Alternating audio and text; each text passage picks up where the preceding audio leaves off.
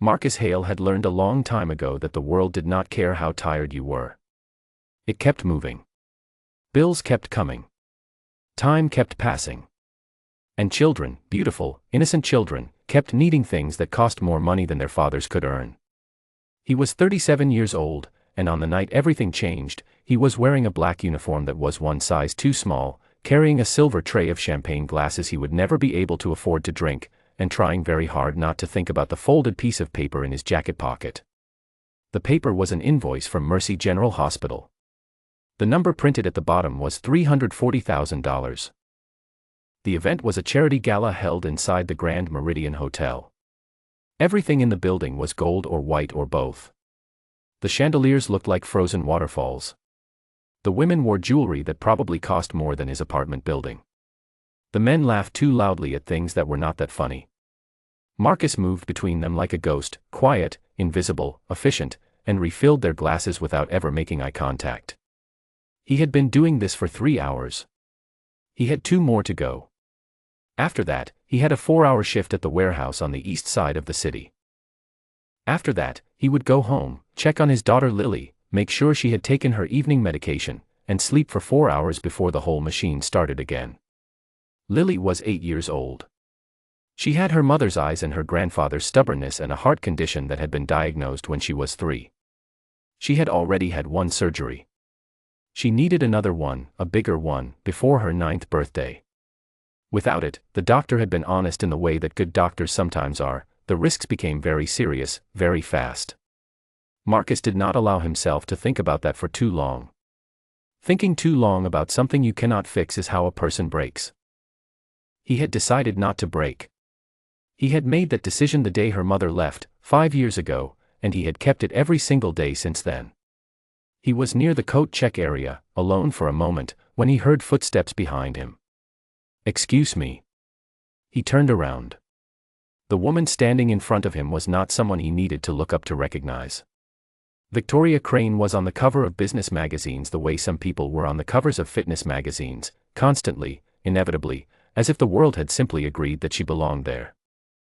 She was in her mid-40s, slim, with sharp dark eyes that gave the impression she was always slightly ahead of every conversation she was in.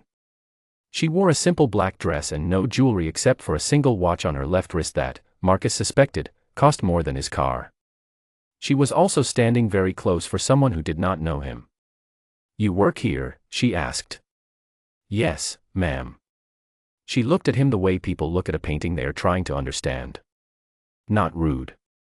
Just very direct. "You are not like the other staff," she said. "I am just doing my job." "That is what I mean," she said. "Everyone else here is trying to be seen. You are trying not to be. That is unusual in a room full of people who are paid to disappear." Marcus did not know what to say to that, so he said nothing. Victoria studied him for another moment. Then she said, "What would you do for $1 million? He looked at her carefully.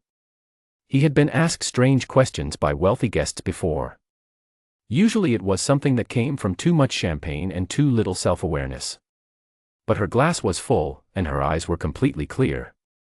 "That depends," he said. "On what?" "On what the $1 million needs from me." She seemed to find that answer interesting. She tilted her head slightly. "I will be direct. I do this sometimes, find someone interesting at these events, someone who looks like they are carrying something heavy, and I make them an offer. The offer is this: 1 punch. You hit me, just once, with whatever you have, and I write a certified check for $1 million tonight. No contract. No conditions. Tax covered." The silence between them lasted several seconds. Marcus looked at her. Then he looked past her, toward the main hall where her bodyguard was standing, a large, broad man with gray at his temples and the still, watchful posture of someone trained to notice everything. The man was already looking at them. His expression was neutral. Professional. "Why?" Marcus asked. "Because I want to see what kind of person you are," she said simply. "Most men in your position, and I can tell you are in a difficult position, would take the offer without thinking twice. The money would solve something real for you. I can see that. The question is whether the money is the only thing that matters." Marcus was quiet for a moment. In his mind, without choosing to, he thought about Lily. He thought about the way she had sat across from him at breakfast that morning, eating cereal slowly because she said it made the morning last longer.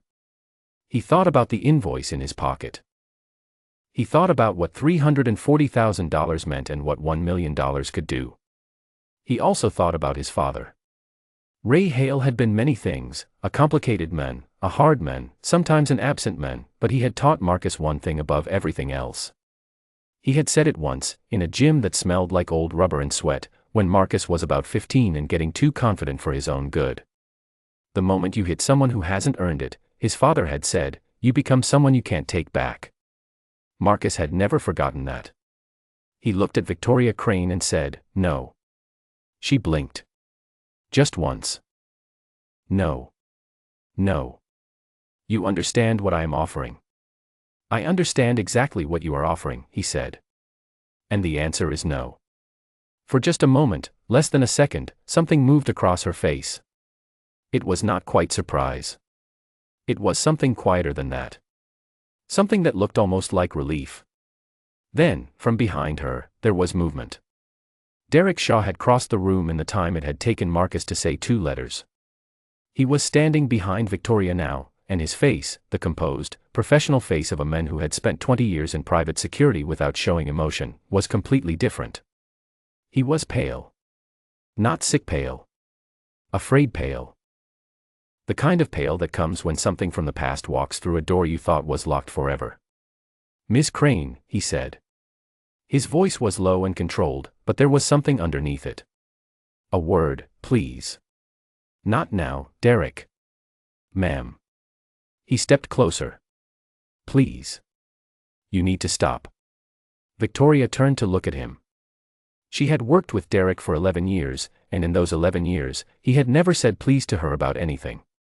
He handled every situation, every threat, every complication, every dangerous moment, with the same calm, quiet efficiency. She had once seen him walk toward 3 men who had weapons and not change his expression at all.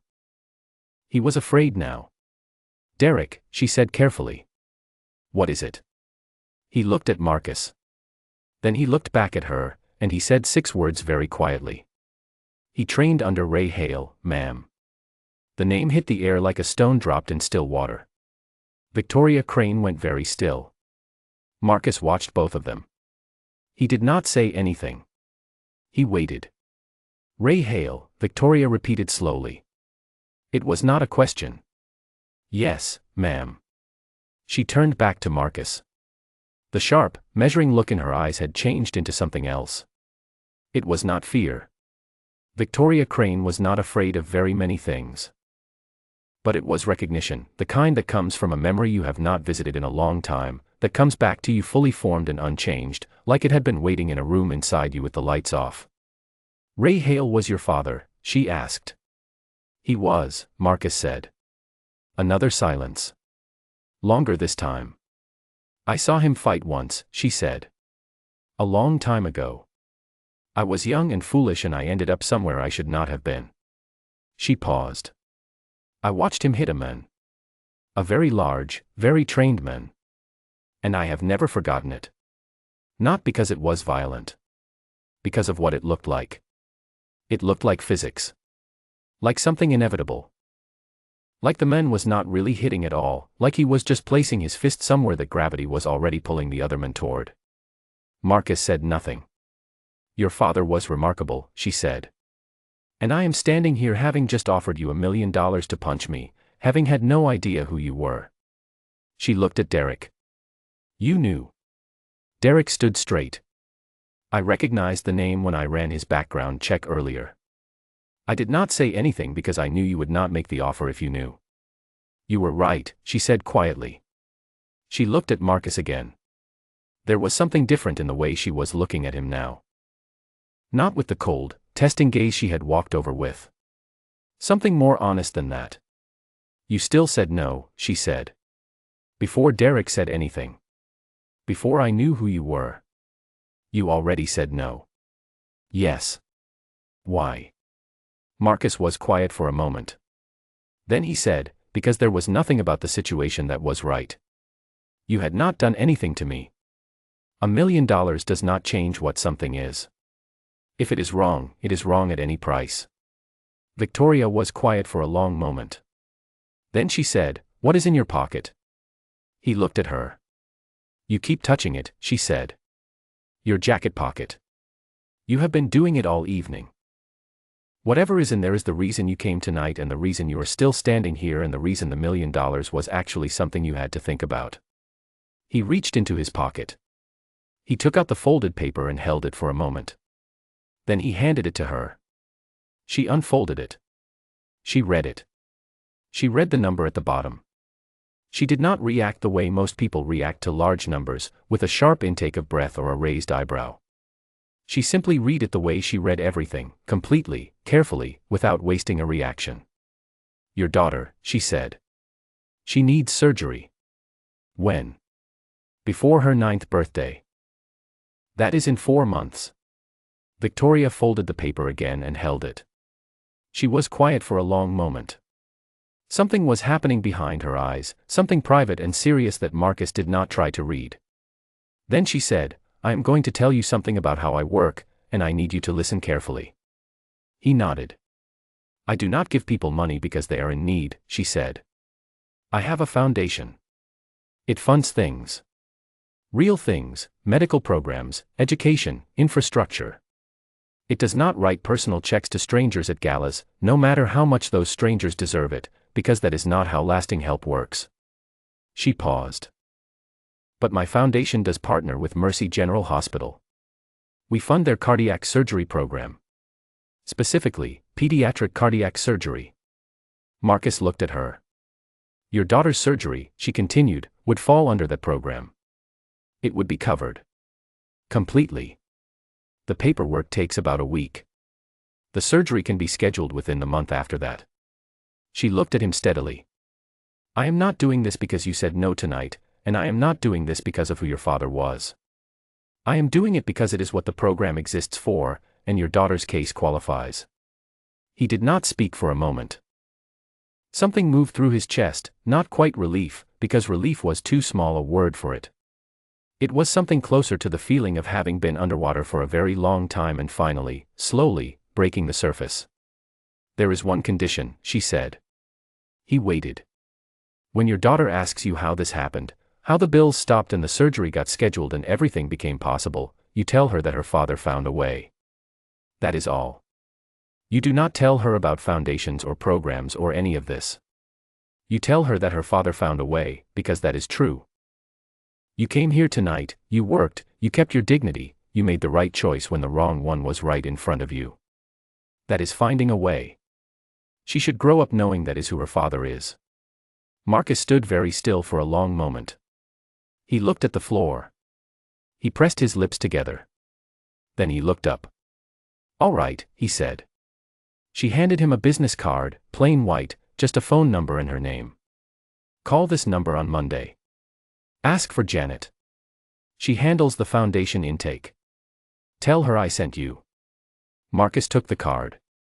He held it carefully, the way people hold things that feel too important to drop. Victoria looked at him for another moment. Then she said, "You are a lot like him, you know. Your father. Not in the obvious way. In the way that matters." She turned and walked back toward the main hall. Derek followed her, glancing back once at Marcus, not with fear this time, but with something that looked almost like respect. Marcus stood alone near the coat check for a moment. The noise of the gala drifted toward him, the music, the laughter, the sound of wealth enjoying itself. He reached into his pocket where the invoice had been and felt the small, plain business card instead. He went back to work. He had 2 more hours on his shift, and then 4 hours at the warehouse, and none of that had changed. The machine was still running. But something inside the machine was different now, some gear had shifted, some pressure had released, and for the first time in a very long time, the weight he was carrying felt like something he might actually be able to put down. On Monday, he called the number. He asked for Janet. He said that Victoria Crane had sent him. The paperwork was done in 6 days. Lily's surgery was scheduled for 3 weeks later. It went perfectly. The surgeon called it one of the cleaner procedures she had performed all year. Lily spent 4 days recovering in the hospital, during which time she watched a great deal of television, complained that the food was terrible, and made friends with every single nurse on the floor. When she came home, she sat at the kitchen table and ate cereal slowly, the way she always did, and she looked at her father across the table and said, "Dad, how did you pay for all of it?" Marcus looked at his daughter, at her mother's eyes, at her grandfather's stubbornness, at the face that had been his entire reason for every early morning and every late night for 8 years, and he said, "I found a way." She seemed to accept that completely. She went back to her cereal. Marcus picked up his coffee cup and looked out the window at the ordinary morning outside. Somewhere in the city, a woman with sharp dark eyes was already in her office, already 12 steps ahead of every conversation she was in, already carrying something private that she never talked about.